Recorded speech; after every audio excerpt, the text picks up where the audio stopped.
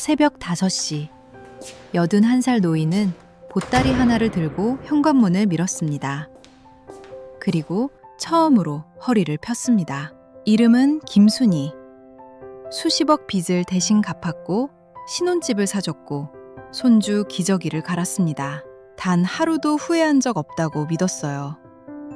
그런데 그 새벽, 며느리가 외박하던 그 밤, 열어본 옷장 하나가 81살 인생을 뒤집어 놓았습니다.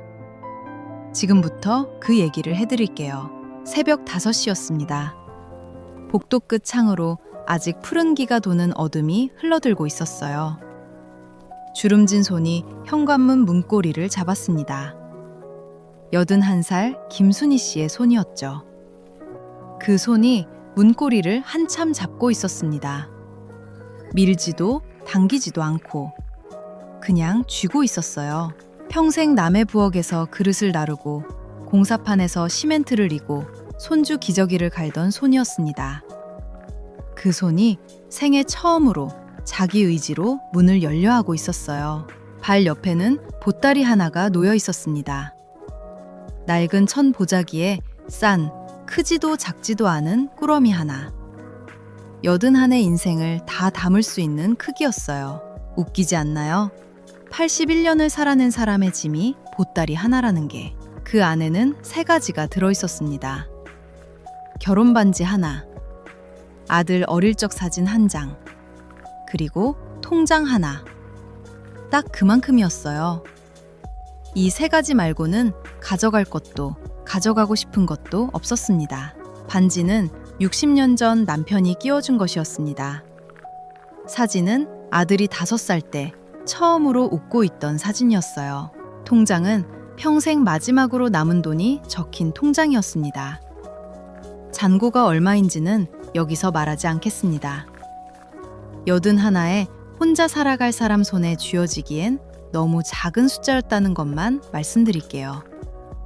왜 이 3가지였는지 그 얘기는 차차 하겠습니다. 다만 이 작은 보따리 안에 순희 씨의 결혼이, 희생이, 그리고 평생의 재산이 한꺼번에 들어앉아 있었다는 것만 먼저 말씀드릴게요. 문고리를 쥔 손이 떨리고 있었습니다. 무서워서가 아니었어요. 너무 오래 참아서 몸이 이제야 반응하는 거였습니다. 순희 씨는 문을 밀었어요. 남의 집처럼. 자기 아들이 사는 집을, 자기가 전 재산을 털어 사준 그 집을 남의 집처럼 조용히 밀고 나왔습니다. 그리고 현관 밖 계단 위에서 처음으로 허리를 폈습니다. 이상한 일이었어요. 평생 굽어있던 등이 그 새벽 문 밖에서 저절로 펴섰습니다. 허리 펴는 법을 몸이 알고 있었던 거예요. 다만 안에서는 펼 수가 없었을 뿐이었죠. 신발끈을 매려 쪼그려 앉았습니다. 손끝이 차가웠어요. 매듭을 짓는데 꽤 오래 걸렸습니다. 그 잠깐 사이 한 문장이 머릿속을 지나갔어요. 이 집에서 내가 쓰던 내 방은 없었어요. 30년 가까이 드나든 집이었습니다. 손주를 재우던 방도, 며느리가 쓰던 안방도, 아들 서재도 전부 이름이 있었어요. 그런데 순희 씨 방은 없었습니다. 거실 한 귀퉁이 소파가, 부엌 식탁 의자가, 손주 방의 보조 이불이 순희 씨의 잠자리였어요. 80이 넘도록 자기 방 하나 없이 살았다는 걸 문을 나서던 그 새벽에야 깨달았습니다. 신발끈을 마저 매고 일어섰어요. 보따리를 품에 안았습니다. 계단을 한 칸씩 내려갔습니다. 한 칸 내려갈 때마다 지나온 세월이 한 겹씩 밀려왔어요. 23 봄의 신부, 30의 과부, 40의 빚쟁이, 50의 어머니, 60의 할머니, 70의 신모, 그리고 지금 81의 가출자. 그런데 여러분, 왜 이 새벽이었을까요? 그 이야기를 하려면 제가 23살이었던 그해 봄으로 돌아가야 합니다. 그때 저는 23살이었습니다. 중매로 만난 남편은 6살 위, 작은 건설 일을 하던 사람이었어요. 말수가 적고 손이 두꺼운 사람이었습니다. 신혼은 짧았어요. 결혼 6년 차 되던 해 봄, 남편은 일터에서 쓰러졌고 일주일 만에 세상을 떠났습니다. 30살, 제 품 안에는 5살짜리 아들 하나가 있었어요. 49제가 끝나기도 전이었습니다. 어느 날 대문을 두드리는 소리가 나서 나가봤더니 낯선 남자 셋이 서 있었어요. 손에는 종이 뭉치를 들고 있었습니다. 그 사람들 눈빛이 아직도 기억나요. 먹이를 노리는 굶주린 호랑이 같았어요. 남편이 남긴 건 작은 집 한 채가 아니었습니다. 수십억 빚이었어요. 도장 찍힌 종이가 그렇게 많을 줄 저는 그날 처음 알았습니다. 지금 생각하면 한정승인이라는 말이 있더라고요. 민법 제천 19조. 배우자가 세상을 떠나고 석 달 안에 법원에 신고만 하면 남편 빚을 제가 떠안지 않아도 된다는 법이에요. 아주 오래전부터 있던 법이에요. 그런데 1990년대 시골 작은 마을에서 30살 과부에게 그 말을 해주는 사람은 아무도 없었어요. 동네 어른도, 친정 오빠도, 남편 친구도요. 저는 그냥 이게 아내의 도리라고 믿었습니다. 남편이 남긴 이름을 더럽히면 안 된다고 생각했어요. 그게 얼마나 큰 착각이었는지는 한참 뒤에야 알게 됩니다. 그날부터 10년이 시작됐습니다. 새벽 4시에 일어나 공사판에 나갔어요. 남자들 틈에 섞여 벽돌을 날랐습니다. 낮에는 식당 주방에서 설거지를 했고 저녁엔 봉투 붙이는 부업을 집에 가져와 아이 옆에서 풀을 발랐어요. 하루에 3가지 일을 돌렸습니다. 밤에 잠드는 게 아니라 기절하는 거였어요. 잊히지 않는 날이 있어요. 아들이 초등학교 4학년 봄이었습니다. 반 친구들이 하나 둘 나이키 운동화를 신기 시작할 때였어요. 우리 아이는 1년도 넘은 운동화를 신고 있었습니다. 밑창이 다 닳아서 비 오는 날이면 양말이 젖는 신발이었어요. 그날 제가 일 마치고 시장을 지나가는데 신발 가게 앞에 아이 뒷모습이 보였어요. 작은 어깨, 단발로 자란 뒤통수. 새 운동화 앞에 한참을 그냥 서 있더라고요.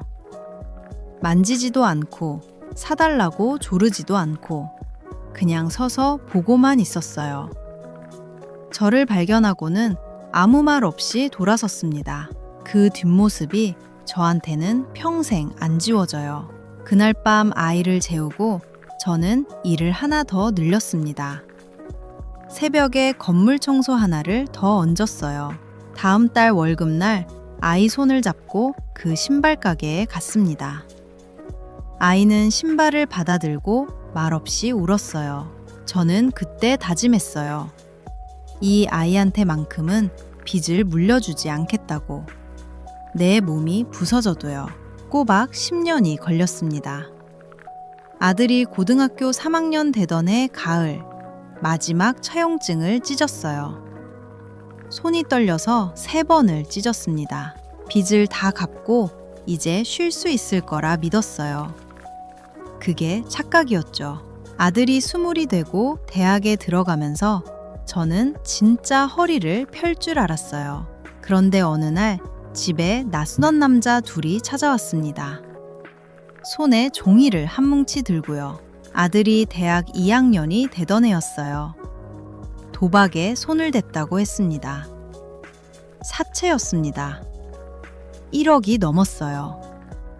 저는 그때 제 전세 보증금을 빼서 또 갚았습니다. 그 돈은 10년 막노동으로 겨우 만든 제 유일한 재산이었어요. 그걸 하루 만에 남자 둘 앞에 내려놓았습니다. 아들은 제 앞에 무릎을 꿇고 다시는 안 그러겠다고 했어요. 저는 그 말을 믿었습니다.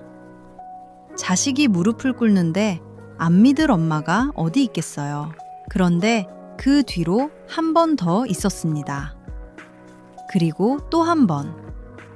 작은 도박이었다가 작은 빚이었다가 어느 날은 친구 보증이었다가 저는 그때마다 돈을 만들었어요.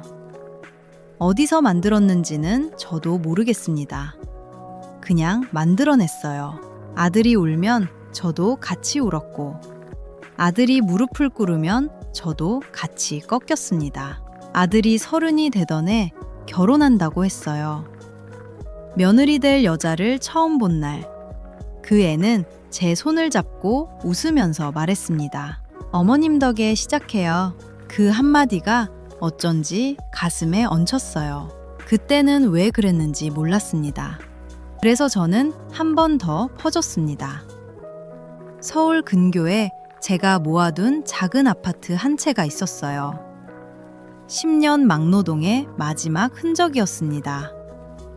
그걸 신혼집 명의로 통째로 넘겼어요. 전 재산 증여였습니다. 그날 저는 제 이름이 적힌 서류를 한 장씩 세며 도장을 찍었어요.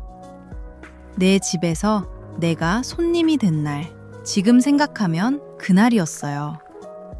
저는 몰랐지만 오늘 한국에서 65 넘은 사람 셋 중 한 명은 빈곤선 아래에 삽니다.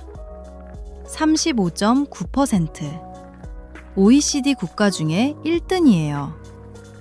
이유는 간단해요. 나이 든 사람이 가진 거라곤 대부분 집 한 채인데 그걸 자식한테 넘기는 순간 그날로 빈곤층이 되는 겁니다.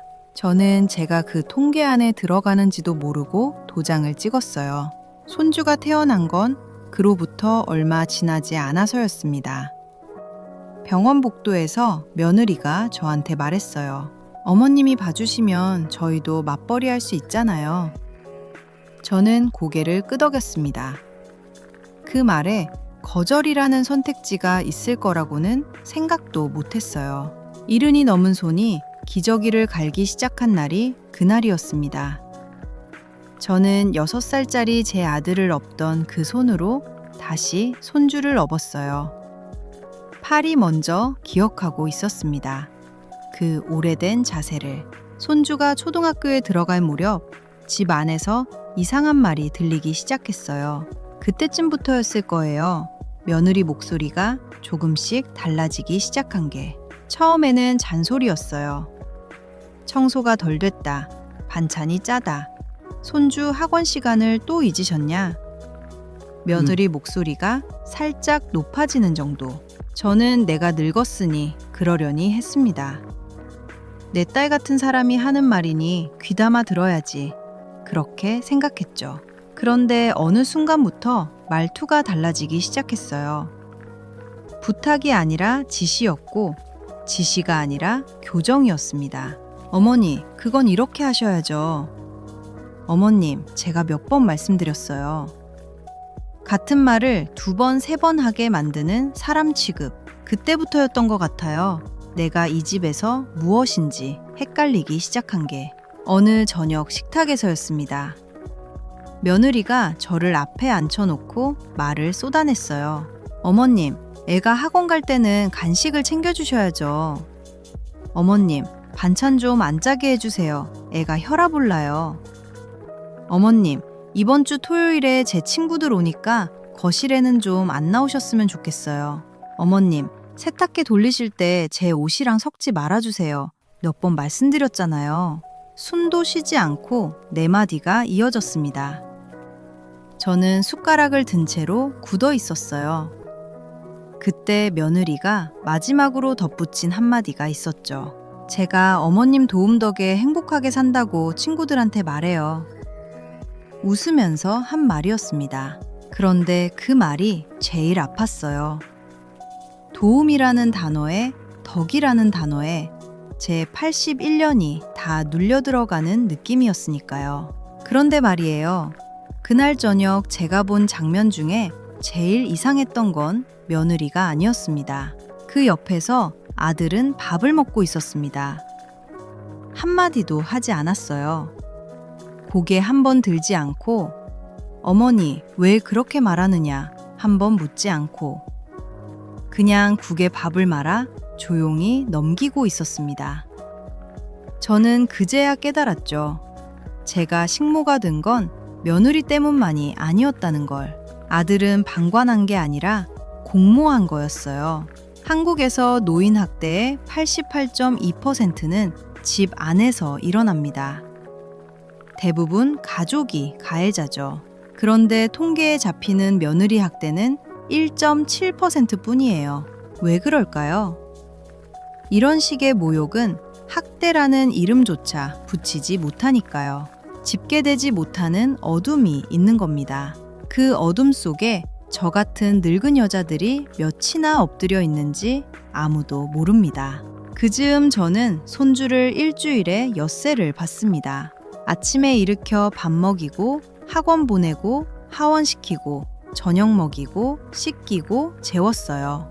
조사를 찾아보니 한국의 조부모들이 손주를 돌보는 시간이 주당 평균 42시간이 넘더군요.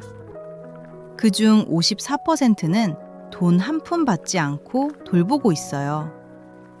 저도 그 54% 중 한 명이었죠. 며느리의 월급은 꼬박꼬박 며느리 통장으로 들어갔고 저에게는 수고했다는 말 한마디 돌아오지 않았습니다. 어느 밤 손주를 재우고 세면대 앞에 섰어요. 거울을 들여다봤습니다. 허리는 굽었고 머리카락은 다 하얘졌고 손등에는 검버섯이 피어 있었어요. 다 늙어서 손주 기저귀를 갈고 며느리 반찬 타박을 듣고 아들이 말없이 밥 먹는 걸 지켜보는 신세라니. 저는 거울 속 얼굴을 한참 쳐다봤습니다. 화가 나지도 않았어요. 그냥 이게 내 자리였구나. 그렇게 담담해졌을 뿐이었죠. 그러던 어느 날 며느리는 친정에 간다고 했어요. 처음엔 그 말을 의심하지 않았죠. 그날 밤 11시 며느리는 친정에 간다며 외박을 했고 손주는 잠들었어요. 저는 습관처럼 침실을 정리하고 있었습니다. 이불을 개고 빨랫감을 추리고 며느리가 벗어둔 옷을 옷장에 걸려고 문을 열었을 때였어요. 안쪽 구석에 낯선 종이봉투 하나가 보였습니다. 아무 생각 없이 꺼내봤어요. 쇼핑백 무더기였습니다. 제가 평생 이름도 못 들어본 로고들.